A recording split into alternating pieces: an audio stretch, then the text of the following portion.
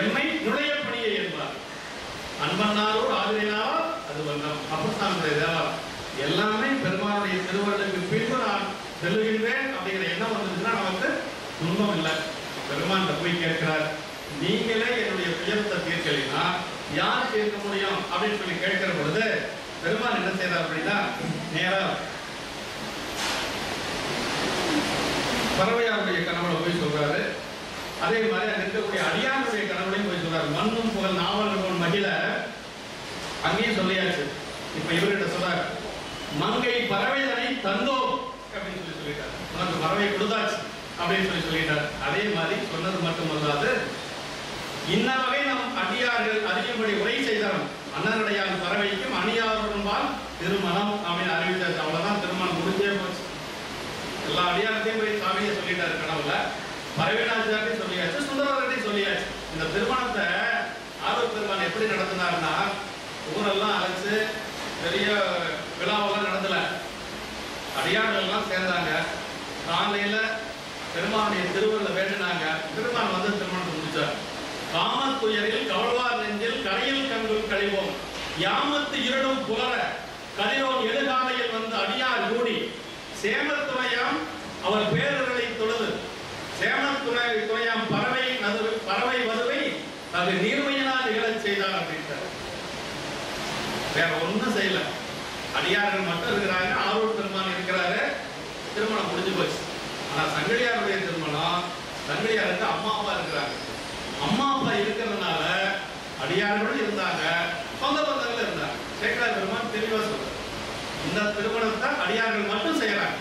காமத்துயரில் கவழ்வார் நெஞ்சில் கடையில் கண்கள் கழிவோம் யாமத்து இருளும் புலர கதிரோன் எழுகாலையில் வந்து அடியார் கூடி சேமத்துணையாம் அவர் பேரர்களை தொழுது தாம குழலால் பறவை வதுவை தன் நீர்மையினால் நிகழச் செய்தார். முடிச்சு போட்டார். ஒரே திருமணம் முடிஞ்சு போச்சு. அந்த திருமணத்தை மண்ணறிந்த திருவொற்றியூர் மண்ணறிந்த பெருஞ்செல்வ திருவொற்றியூர் மண்ணும் எண்ணிறைந்த திருத்தொண்டர் எழில் பதியோருடன் ஈண்டிங்கிறார். எண்ணிறைந்த திருத்தொண்டர் அடியார்களும் இருந்தாங்க, எழில் பதியோர் அப்படின்னா அந்த ஊரை சார்ந்தவர்கள் சொந்த பந்தங்கள் இருந்தாங்க. ஏன்னா அம்மா அப்பா இருக்கிறாங்க. அம்மா அப்பா இருக்கிறதுனால அந்த திருமணத்தை அப்படி செஞ்சார். இங்க வந்து அடியார்கள் எல்லாம் சேர்ந்தாங்க. திருமணம் முடிஞ்சது. அவ்வளவுதான். திருமணம் பாட்டை ஒரே பாட்டில் முடிச்சிடறாரு.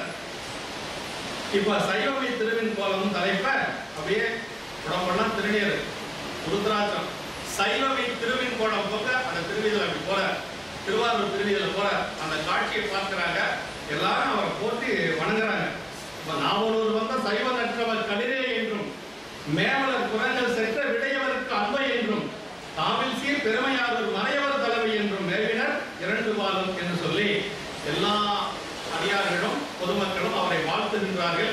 அப்படி அவர் வழிபாடு செய்ய போற பொழுது தேவாசிரியர் மண்டபம் வருது. தேவாசிரியர் மண்டபத்தை வணங்குறார்.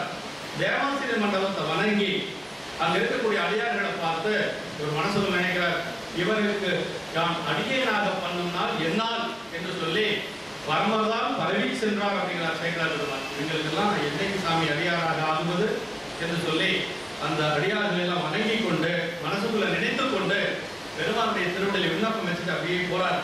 இவருக்கு யான் அடியேனாக பண்ணினால் என்னால் என்று பரமர்தான் பரவி சென்றார் அப்படிங்கிறாரு. பெருமானை துதித்து வழிபாடு செய்கிறார். நீதி மாதவர் நெஞ்சில் பொழிந்தன அவருடைய திருவடியை பெருமானுடைய திருவடியை வணங்குகிறார். வேதி யாதவர் நீதி மாதவர் நெஞ்சில் பொழிந்தன வேதி யாதவர் நன்மையா ஆழ்வன சோதியாயிலும் சோதியுள் சோதி ஆதிமாலையன் தேர் காணா அளவனை என்று சொல்லி அவருடைய திருவடிகளை வணங்கி கொண்டு பெருமானை போய் துதித்திருக்கிறார். பெருமான் அவருடைய பெருமைகளை இவருக்கு சொல்றார்.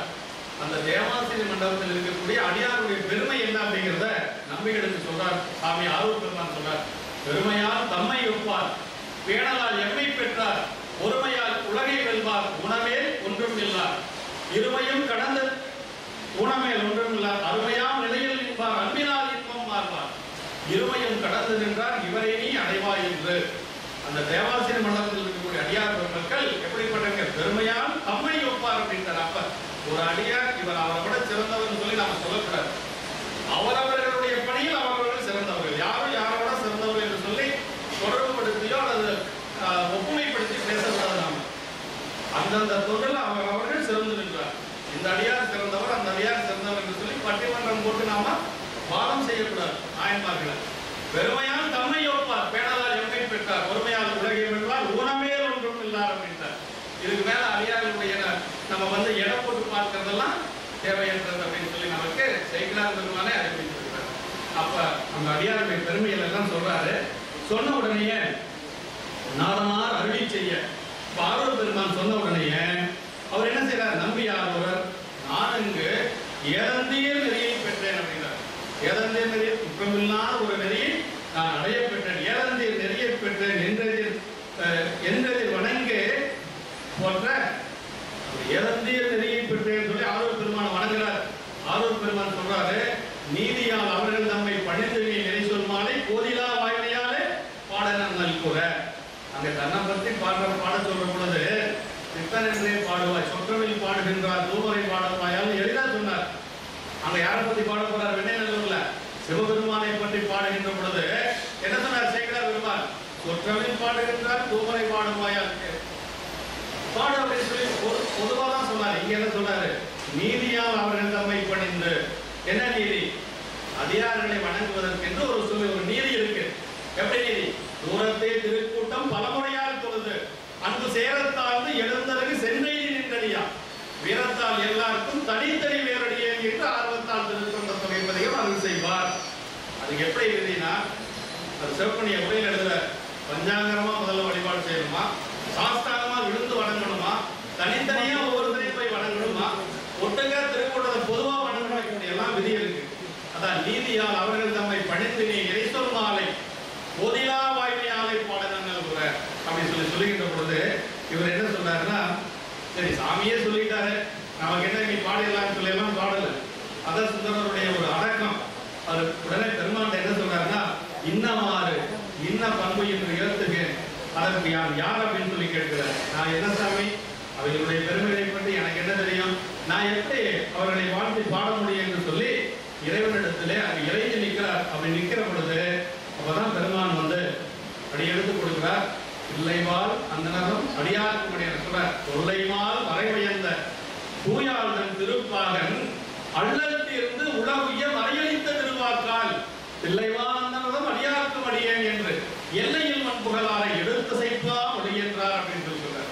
அதாவது எப்படி சொல்றார் பாருங்க, எல்லையில் மண்புகளாரை, எல்லையில்லாத புகழையுடையவர் சுந்தரமூர்த்தி சாமிகள் எடுத்து செய்ப்பா மொழி என்றார். அப்படி அடி எடுத்து கொடுக்கிறார். அடி எடுத்து கொடுத்து இவர் அப்புறம் பாடி வரார். தில்லைவாழ்ந்தவன் அடியாக்கும்படிய பெருமாள் அடி எடுத்து கொடுத்தது. இவரு திருநீலகண்டத்துக்கு போயவனார். ஐயா ஒருத்தர் கூட கேட்டாங்க, ஏன் முதல்ல திருநீலகண்ட நாயனாரை பாடணும் அப்படின்னு சொன்னா, யாராலும் வெண்ண முடியாத இளமையை வென்றவர் திருநீலகண்ட நாயனார், பிறப்புக்கு காரணமாக இருந்ததையே வென்றவர் திருநீலகண்ட நாயனார். அதனாலதான் குற்றம் துறந்த பட்டணத்தடிகள் என்ன சொன்னாரு, வாளால் மகவரி துருட்ட வல்லே நல்லே மாது சொன்ன சூழால் இளமை துறக்க வல்லே நல்லே, எல்லாம் துறந்த பட்டணத்தடிகளை இதை துறக்க முடியாது அப்படின்னு சொல்லி சொன்னார்.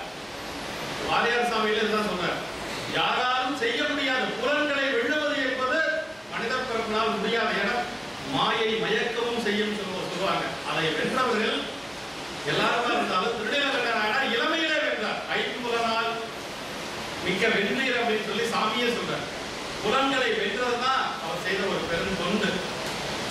பிறப்புக்கு காரணமான ஒரு இசையே வென்றவர் நம்முடைய திருநீலகண்ட நாயனார். அதனால அவரை முதன்மையாக வைத்து பாட வேண்டும் என்பது ஆரூர் பெருமானுடைய உணர்ந்து உணர்த்திய ஒரு திருவள்.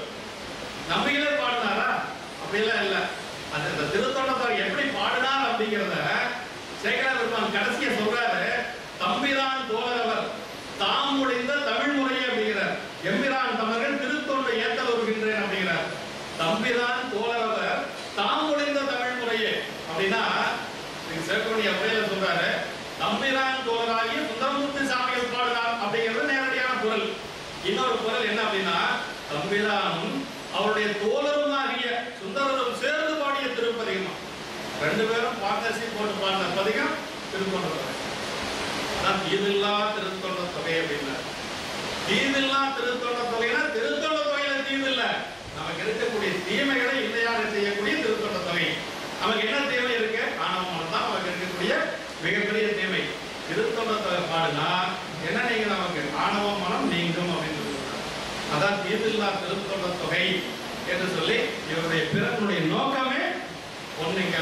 இதுதான் முக்கியமான நோக்கம், சூக்குமமான காரணம்.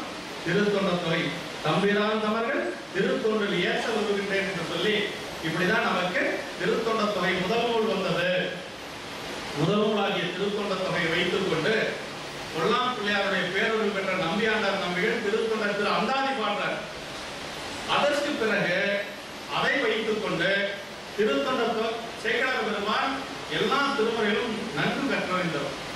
அப்படி எல்லா திருமுறைகளும் கற்றறிந்த சேக்கடார் பெருமானுக்கு ரொம்ப ரொம்ப பிடித்தது இந்த திருத்தொண்ட தொகை. அது என்ன ஒரு கேட்லாக் மாதிரி அடியாருக்கு மடியன் வருது என்று சொல்லி அதை ஆராய்ச்சி செய்ய ஆரம்பிக்கிறார். அப்படி ஆராய்ந்து பார்க்கிற பொழுது அதற்கு ஒரு வழிநூல் கிடைக்குது. அதுதான் திருத்தொண்டர் திரு அந்தாதி, நம்பியாண்டார் நம்பிகள் அருளி செய்த அந்தாதி.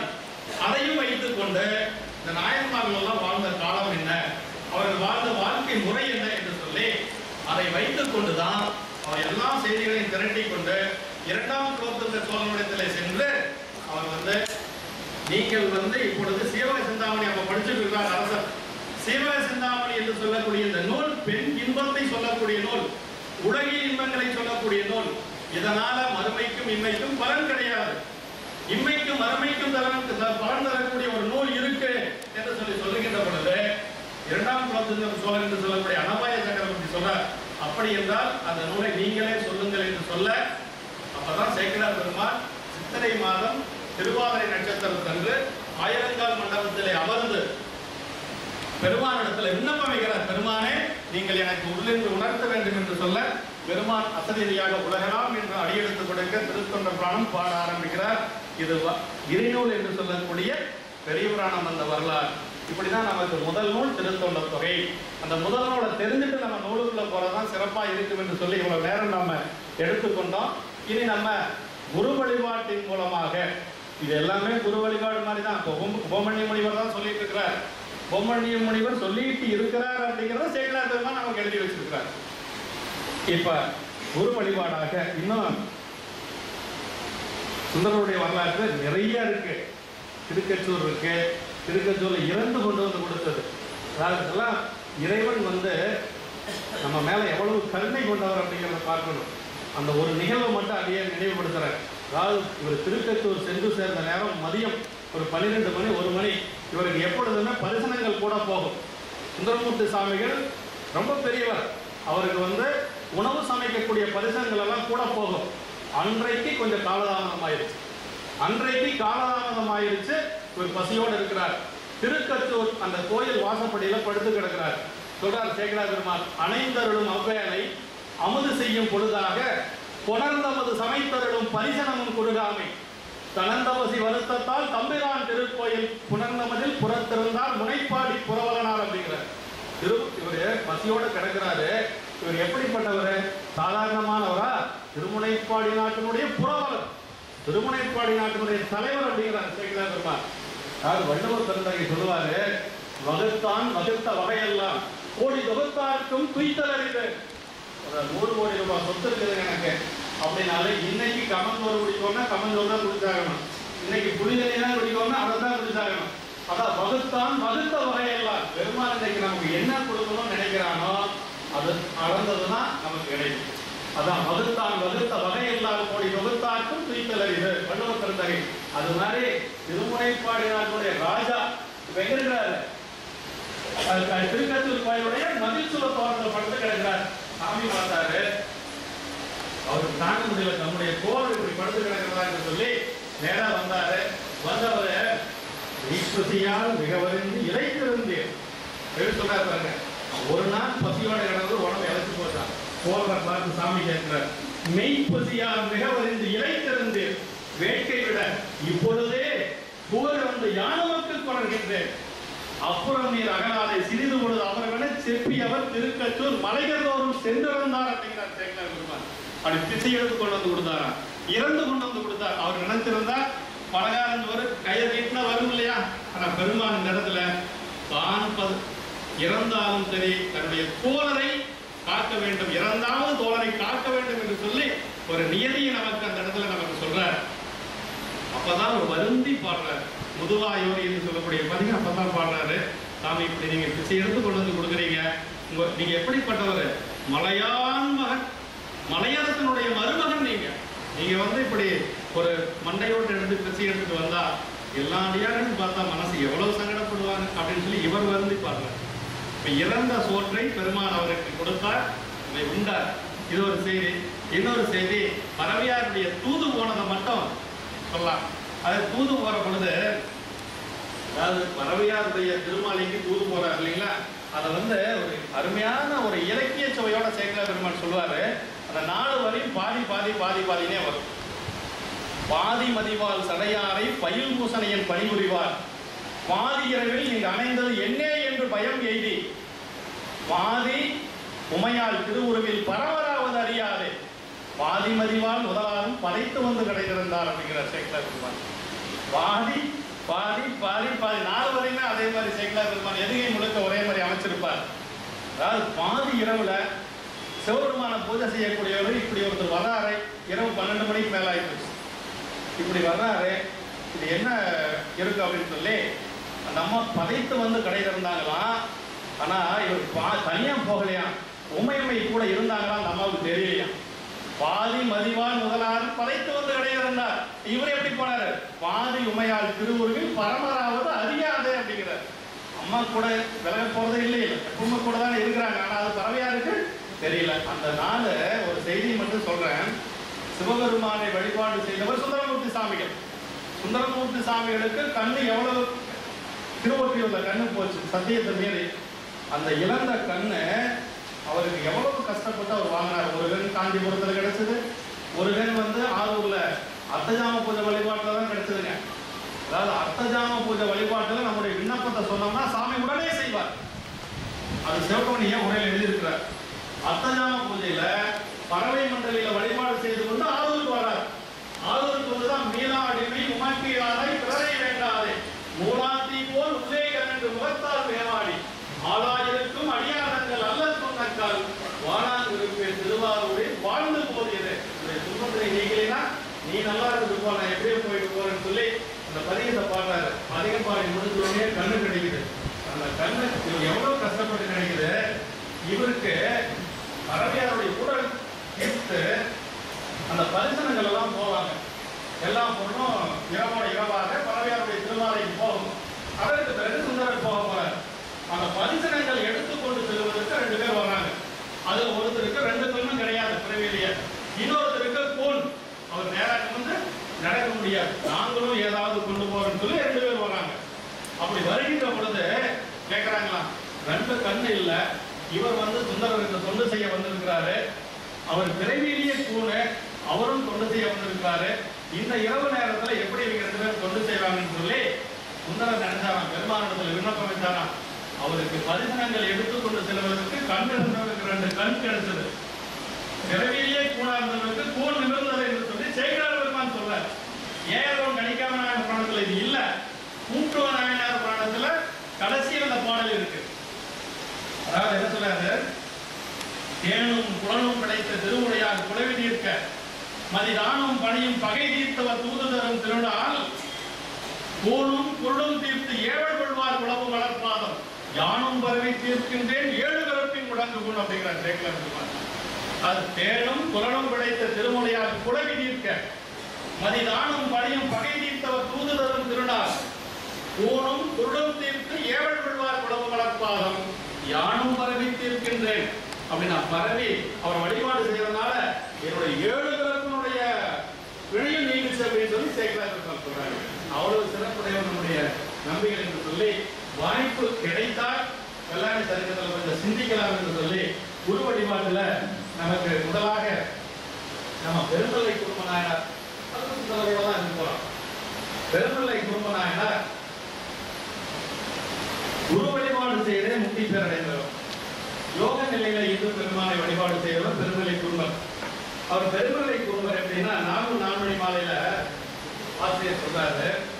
அதாவது பெருமலை குடும்ப நாயனார் ஒரு யோகி, திருமணம் செய்து கொள்ளாத ஒரு யோகி, ஒரு பரமயோகி அப்படிங்கிறார். ஆனா இவர் எப்படி, நம்பிகள் எப்படி 2 பெண்ணை திருமணம் செய்து இல்லறத்தை நன்றாக நடத்தி கொண்டு பெருமான் திருவடி அடைந்தவர். ஒரு யோகி நீங்க, அவர் 2 பெண்ணை திருமணம் செய்து கொண்டவர். அவரை நீங்க வழிபாடு செய்தது எப்படி அப்படின்னா அதுக்கு என்ன சொல்றாருன்னா அவரே விடை சொல்றாரு. சிவபிரகாச சாமி விடை சொல்றாரு.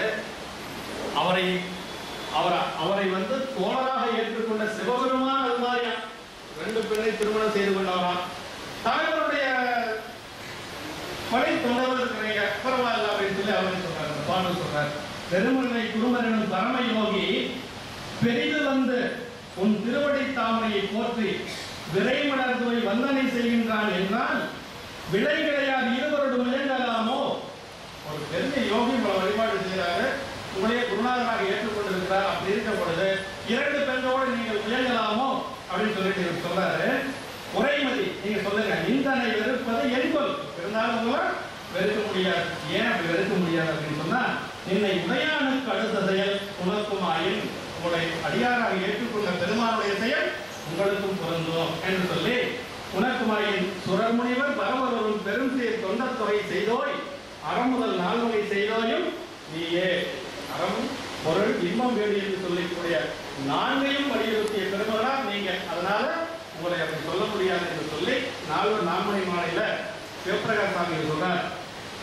இப்ப இவருடைய சிறப்பு என்னன்னா பெருமலை குருமநாயனார் பெருமானை வழிபாடு செய்கிறது, அடியார்களுக்கு தொண்டு செய்கிறார். ஆனால் சுந்தரமூர்த்தி சாமியிலேயே தன்னுடைய ஒரு குருநாதராக மனதிலே எண்ணி அவருடைய திருநாமத்தையே சொல்லி வந்தவர் இவர். சுந்தரமூர்த்தி சாமி நம்பி ஆரூர் என்று சொல்லக்கூடிய திருநாமத்தை சொல்லியே முக்தி அடைந்தவர். அதாவது சிறை நண்புணன் திருநாவலூராளி செலுங்கையிலுக்கு இறைநன் கலர் நாளை எய்தும். இந்த நாளைக்கு சுந்தரர் கைலை போவார் என்பதை இன்றைக்கே தெரிந்து கொண்டவர் குருமநாயனார். அவருடைய யோகத்தின் மூலமாக அவர் மீது வைத்திருந்த ஒரு அளவற்ற குருபக்தியின் காரணமாக சுந்தரமூர்த்தி சாமிகளுக்கே தெரியாது நாளைக்கு நாம பெருமாள் திருவடிக்கு போகங்கிறது அவருக்கே தெரியாது. அப்ப மட்டும்தான் தெரியும் அவருக்கு. ஆனா அதுக்கு முந்தின நாளே தெரிந்து கொண்டவர் குருமநாயனார். ஏன்னா அவரையே குருநாதராக வைத்திருந்ததுனால அந்த குருநாதருக்கு அடுத்தது என்ன நடக்கும் அப்படிங்கிறது இவருக்கு தன்னுடைய குருபக்தியின் மூலமாகவே பெருமான் உணர்த்தியிருக்கிறார். நாளைக்கு நான் என்னுடைய குருநாதர் பிரிஞ்ச என்னால் இருக்க முடியாது, அதனால இன்னைக்கே நான் வந்து கைலாயத்துக்கு போறேன்னு சொல்லி யோகத்தின் மூலமாக தன்னுடைய உயிரை வெளியேற்றிக் கொண்டவர் குருமநாயனார். அதுதான் இந்த சரிதமே. சென்னி மதியம் வைத்தவரம் அடியாருக்கான செய்வனிகள் இன்னவண்ணம் என்று அவர்தான் முறையா முன்னம் ஏற்று முன்னம் உணர்ந்து செய்வாராய் முதிரும் அன்பின் அறிவின் பயன் கொள்வார் ஆன செய்வனிகள் அப்படின்னு சொல்றார். சென்னி மதியம் வைத்தவரம் அடியாருக்கான செய்வனிகள், அதாவது பெருமானுடைய அடியார்களுக்கு அவர்கள் என்ன பணி அவர்களுக்கு செய்யணுமோ அதை அவர்கள் கேட்காமலே செய்யக்கூடிய ஒரு தொண்டு செய்தவர் குருமநாயனார். அப்படி செய்ததுனாலதான் அவருக்கு சுந்தரர் வந்து குருநாதராக வாய்ப்பு பெற்றார். ஆன பணிகள் அப்படிங்கிறார். அப்படின்னா சிவஞான சித்தியார் ஒரு பாடல் வரும், ஆசையோடும் அந்த பத்தராய் படிவார்கள் எப்படி இருப்பாங்கன்னா சிவன் அடியார்கள் அடியார்களோட சென்று அவர்களோட அலாவி அவர்களுக்கு என்ன பணி செய்யணுமோ அதை இவங்க செய்வாங்களாம். ஆசையோடும் அறநடியார் அடியாரை அணிந்திட்டு அவர் கர்மம் உன் கர்மமாக செய்து பூசி மொழிந்து அருஞான குடியில் நின்று கும்பிட்டு தட்டமிட்டு கூத்தாடி திரியே. இது சிவஞான சித்தியால 12ஆம் சூத்திரத்தில் வரக்கூடியது. ஆசையோடும் அறநடியார் அடியாரை அணிந்திட்டு பெருமானுடைய அடியார்களை சென்று அவருடைய பணி என்ன என்று அவர்கள் கேட்காமலே செய்யக்கூடிய ஆட்களுடையவர்கள் அந்த சிவமுக்த அடியார்கள். பத்தராய் படிவார் புராணத்தில் சேகர பெருமான் சொல்வார், ஈசற்கை அன்பானார் யாவரையும் தான் கண்டால் பூசி மிக புதுகுதுத்து கொண்டாடி மகிழ்வுற்று ஆசையினால் ஆவின் பின் கண்டடைந்தார் போல் அடைந்து பேசுவனம் அடைந்த மொழி இனியனவே பேசுவார். பத்தராய் படிவார்கள் என்று சொல்லக்கூடிய பசுவமுடைய அடியார்கள் ஒரு தாய் பிரசவத்துக்கு பின்னாடி கன்று குட்டி செல்வதை போல பாசத்தோடு போவாங்களாம். அடியார்களை கண்டா திருவேணத்தை கண்டா அவர்களே அறியாம